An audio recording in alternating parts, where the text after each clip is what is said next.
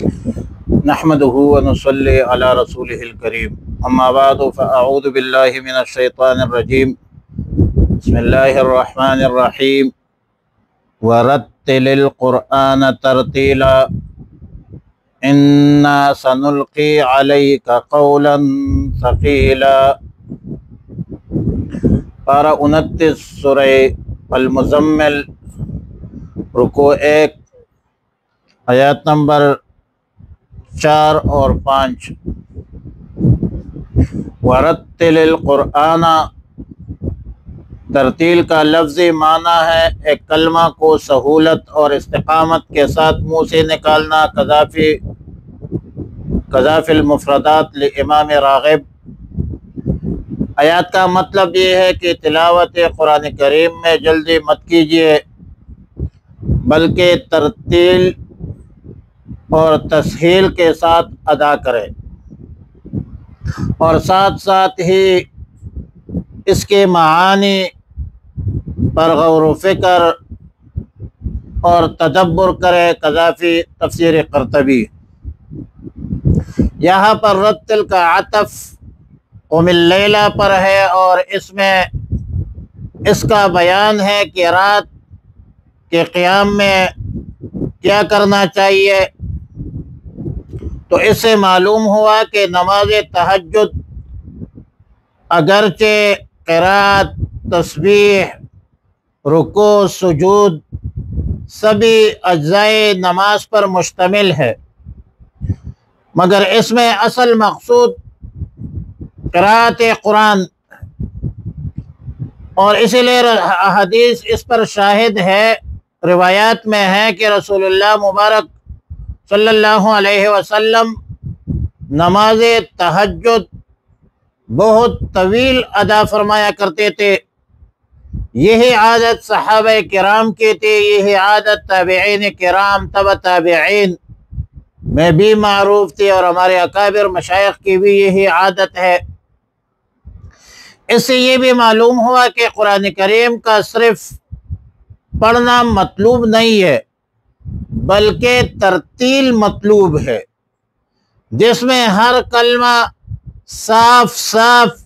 صحیح طریقے سے ادا ہو، مخرج سے ادا ہو، صفات سے ادا ہو، اور پھر ترتیل میں تحسین الصوت یعنی بقدر اختیار خوش آوازی سے پڑھنا بھی شامل ہے۔ سیدنا ابو ہریرہ رضی اللہ تعالی عنہ سے روایت ہے کہ رسول اللہ صلی اللہ علیہ وسلم نے فرمایا کہ اللہ تعالیٰ کسی قرات و تلاوت کو ایسا نہیں سنتا جیسا اس نبی کی تلاوت کو سنتا ہے جو خوش آوازی کے ساتھ جہرن تلاوت کرے، کذافی تفسیر مظہری۔ سیدنا حضرت علقمہ رضی اللہ تعالیٰ عنہ تابعی ہے، اس نے ایک شخص کو حسن صوت کے ساتھ تلاوت کرتے ہوئے دیکھا تو فرمایا لقد رتل القرآن فداہ ابی و امی، یعنی اس شخص نے قرآن کریم کو ترتیل کے ساتھ پڑھا، میرے باپ ماں اس پر قربان ہو، میرے ماں باپ اس پر قربان ہو، کذافی تفسیر قرطبی۔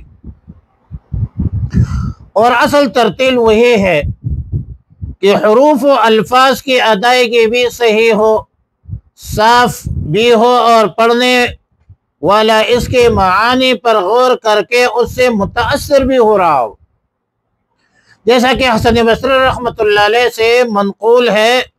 کہ رسول اللہ صلی اللہ علیہ وسلم کا گزر ایک شخص پر ہوا جو قرآن کریم کے ایک ایک آیت پڑھ رہا تھا اور رو رہا تھا۔ رسول اللہ صلی اللہ علیہ وسلم نے فرمایا کہ تم نے اللہ کا یہ حکم سنا ہے کہ وَرَتِّلِ الْقُرْآنَ تَرْتِيلًا، بس یہی ترتیل ہے جو یہ شخص کر رہا ہے، کذافی تفسیر قرطبی۔ انا سنلقی علیک قولا ثقیلا، ثقیل کا معنی ہے بھاری، اور مراد اس سے قرآن کریم ہے۔ ظاہر ہے کہ قرآن کریم کے احکامات حلال و حرام، جائز و ناجائز کے حدود کے دائمی پابندی طبعی طور پر باری ہے، ماں سوائے اس کے کہ اللہ کسی کے لیے آسان بنا دے۔ قرآن کریم کو قول ثقیل اس وجہ سے کہا جا سکتا ہے کہ اس کے نزول کے وقت رسول اللہ مبارک صلی اللہ علیہ وسلم پر ایک خاص قسم ثقل اور شدت محسوس ہوتی تھی۔ سخت سردی کے زمانے میں بھی رسول اللہ صلی اللہ علیہ وسلم کی پیشانی پسینہ پسینہ ہو جاتی تھی، اور اگر نزول وحی کے وقت کسی اونٹنے پر سوار ہوتے تو وہ سواری وحی کے بوجھ سے اپنے گردن ڈال دیتی تھی، سائڈ پر کر دیتی تھی، جیسا کہ احادیث صحیحہ اس پر شاہد ہے۔ سورہ مائدہ کی آیت بھی ایسی تھی۔ سورہ مائدہ کی جو آیت نازل ہوئی تھی، رسول اللہ مبارک صلی اللہ علیہ وسلم اونٹنے پر سوار تھے۔ آیات مذکورہ میں اس طرف اشارہ ہے کہ نماز تہجد کا حکم اس لیے دیا گیا کہ انسان مشقت اٹھانے کا خوگر بنے، عادی بنے۔ رات کو نیند کا غلبہ اور نفس کی راحت کے خلاف ایک جہاد ہے، اس کو کہتے ہیں جہاد بالنفس، اور اس کے ذریعے سے ثقل بوجھ احکام کی برداشت آسان ہو جائے گی۔ جو احکامات قرآن کریم میں نازل ہونے والے ہیں، وعلیٰ کل حال قرآن کریم کو ترتیل تجوید سے پڑھنا اور نفس پر مشقت ڈالنا، نفس کو مشقت میں ڈالنا اور نفس کو مشقت کا خوگر بنانا، عادی بنانا، اور اسی طرح لذات سے،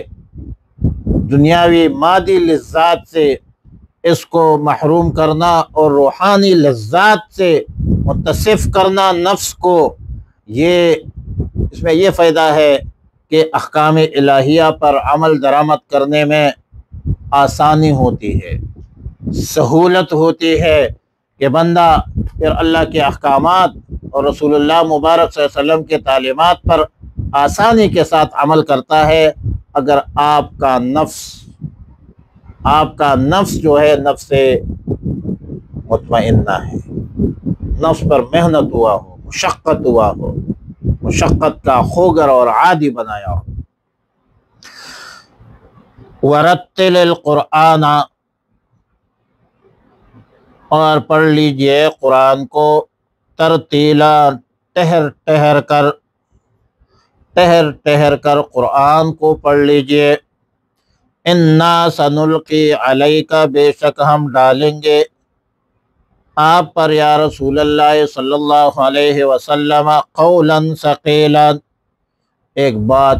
بڑی باری، ایک بہت بڑی باری بات جو ہے ہم آپ پر ڈالیں گے، اور بات سے مراد جو ہے قرآن کریم ہے۔ اللہم ربنا تقبل منا انک انت السمیع العلیم وتب علینا یا مولانا انک انت التواب الرحیم۔ اللہم احسن عاقبتنا فی الامور کلھا واجرنا من خزي الدنيا وعذاب الآخرة۔ اللهم وفقنا لما تحب وترضى۔